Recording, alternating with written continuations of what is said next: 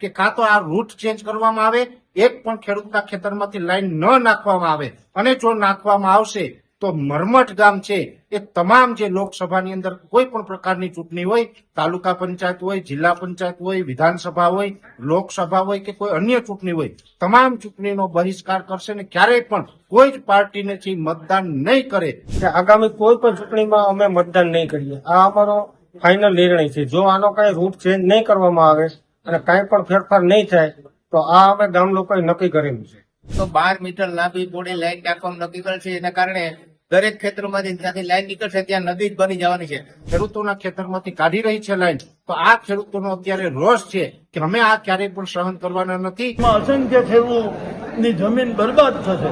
પછી જે ફળદ્રુપ જમીન છે તેમાંથી આ લાઈન જાય છે. અમારી માંગણી એવી છે કે ખરાબાની જમીનમાં અગર તો ભાદર નદીના પટમાંથી નીચે ખોટા નિર્ણયો લીધા છે એ નિર્ણયો યોગ્ય કરે અને ખેડૂતોને ખરેખર હિતના લાભ થાય, હિતની વાત થાય ખેડૂતોની, એવી સરકાર શ્રી પાસે અમારી નમ્ર પ્રાર્થના છે.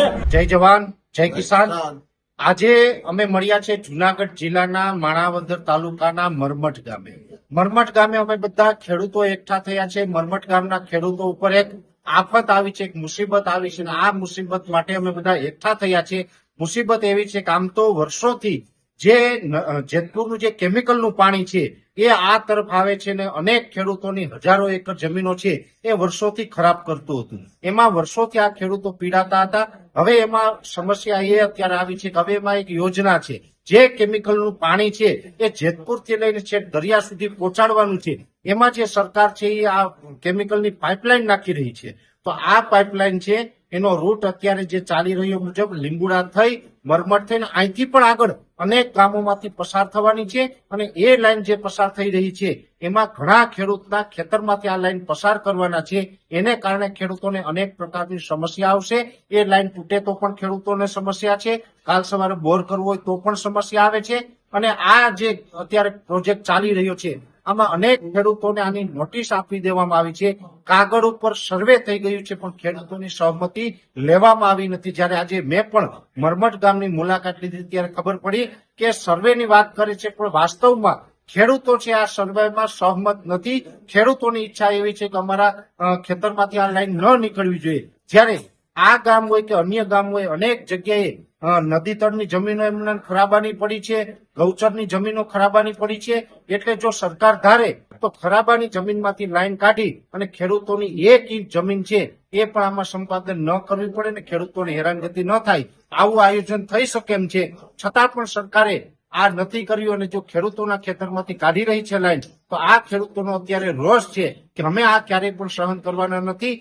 આ લાઈન નાખવા બાબતે ખેડૂતોની ખેતરમાં લાઈન આવે એ બાબતે દરેક ખેડૂતનો વિરોધ છે. એટલે આજે આ જે મરમઠ અને આસપાસના ગામના જે ખેડૂત ભાઈઓ બધા મળ્યા છે એની અંદર બધાએ સર્વાનુમતે એક અવાજે કીધું છે કે કાં તો આ રૂટ ચેન્જ કરવામાં આવે, એક પણ ખેડૂતના ખેતરમાંથી લાઈન ન નાખવામાં આવે, અને જો નાખવામાં આવશે તો મરમઠ ગામ છે એ તમામ જે લોકસભાની અંદર કોઈ પણ પ્રકારની ચૂંટણી હોય, તાલુકા પંચાયત હોય, જિલ્લા પંચાયત હોય, વિધાનસભા હોય, લોકસભા હોય કે કોઈ અન્ય ચૂંટણી હોય, તમામ ચૂંટણીનો બહિષ્કાર કરશે ને ક્યારેય પણ કોઈ જ પાર્ટીને મતદાન નહીં કરે. જ્યાં સુધી આ પ્રશ્ન સોલ્વ ન થાય ત્યાં સુધી આ મરમઠ ગામના ખેડૂત છે એ પોતાએ મક્કમ મન બનાવી લીધું છે. અને આ જે મરમઠ ગામની અંદર ગામના જે પ્રથમ નાગરિક કહેવાય એવા સરપંચ પરબતભાઈ પણ હાજર છે અને પરબતભાઈ પણ ગામ વતી બે શબ્દ કહેવા માંગે છે. મારું ગામ મરમઠ સરપંચ વરુ પરબતભાઈ મસરીભાઈ. જેમ પરેશભાઈ આગળ વાત કરી છે તો અમે ગામે નિર્ણય કર્યો છે. અમારા ગામની સાથે 10 ગામ જોડાયેલા છે કે આગામી કોઈ પણ ચૂંટણીમાં અમે મતદાન નહીં કરીએ, આ અમારો ફાઇનલ નિર્ણય છે. જો આનો કઈ રૂટ ચેન્જ નહીં કરવામાં આવે અને કઈ પણ ફેરફાર નહીં થાય તો આ અમે ગામ લોકોએ નક્કી કરેલું છે.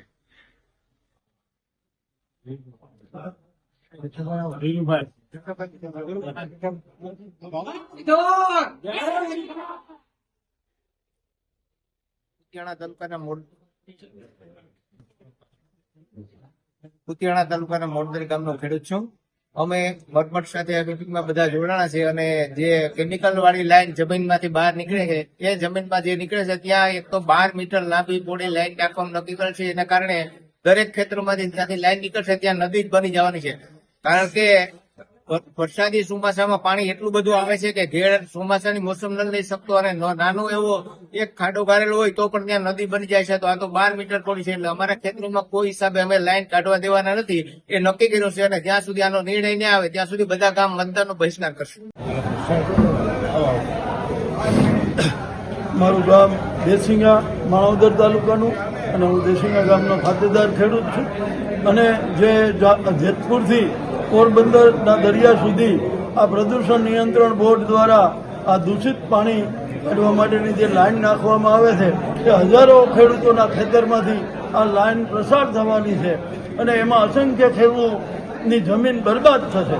પછી જે ફળદ્રુપ જમીન છે તેમાંથી આ લાઈન જાય છે. અમારી માંગણી એવી છે કે ખરાબાની જમીનમાં અગર તો ભાદર નદીના પટમાંથી નીચે જો આ પાઇપલાઇન કાઢવામાં આવે તો એક પણ ખેડૂતને ક્યાંય કોઈ વાંધો હરકત નથી.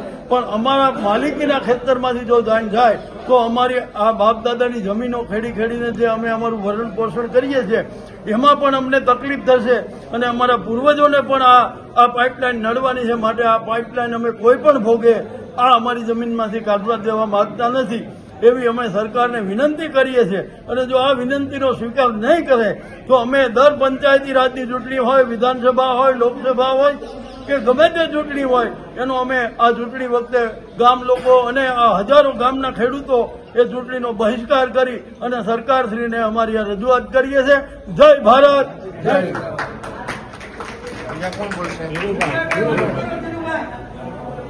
નમસ્કાર, જય હિન્દ, જય ભારત. હું મરમટ ગામનો ધીરુભાઈ વાળા પ્રાકૃતિક કૃષિ કરું છું અને સાથે સાથે જે ખેડૂતોના પ્રશ્નો છે બાપુએ હમણાં વાત કરી, અમારા સરપંચશ્રીએ બાંયધરી લીધી. આ વિસ્તાર એવો છે કે આ વિસ્તાર તો ખરેખર માર ખાય છે, કાયમીના માટે માર ખાય છે. જ્યારે અતિવૃષ્ટિ હોય ત્યારે માર ખાય છે, દુષ્કાળ પડે છે ત્યારે પણ માર પડે છે. આવી પરિસ્થિતિમાં જીવનારા લોકો છે, સાહેબે વાત કરી એમ કે જે અમારી સારી જમીન છે એમાં લાઈન કાઢવામાં આવે છે. પણ વિકલ્પ તરીકે ઘણી એવી બધી વ્યવસ્થા સરકારશ્રી પાસે છે. અધિકારીઓને ખ્યાલ છે કે જે નદી જાય છે, ભાદર નદી છે, અહીંયાથી લાઈન છે બાપુ અમારે દૂધની નદી અહીંથી 500 મીટર દૂર છે. એ નદીના પટમાં થાય અને ઠેઠ દરિયા સુધી એ નદી જાય છે ત્યાં સુધી લાઈન નીકળી શકે. આવી વ્યવસ્થા છે, સરકારના લાખો રૂપિયા બચે છે.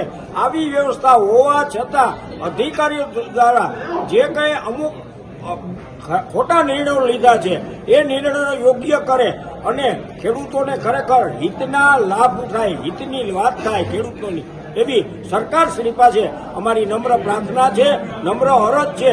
અને છતાં પણ ગાંધી ચિંતા રાહે આમાં કોઈ પણ પરિણામ નહીં આવે તો ગાંધી ચિંતા રાહે અમે આંદોલન કરીશું. અને જેમ સરપંચશ્રીએ વાત કરી એમ અમે તમામ પંચાયતી રાજની ચૂંટણીનો મતનો બહિષ્કાર કરીશું. જય હિન્દ, જય ભારત, વંદે માતરમ.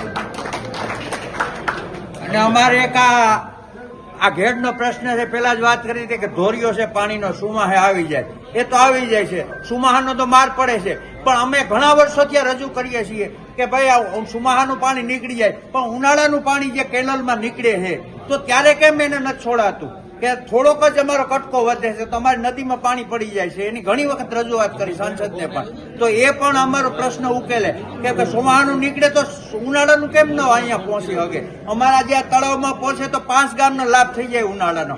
તો એ પાણી પણ જો અમારી આ નદીમાં મેળવવામાં આવે તો સરકારનો પણ ખૂબ ખૂબ ધન્યવાદ, આભાર. બીજા કોઈ બોલે?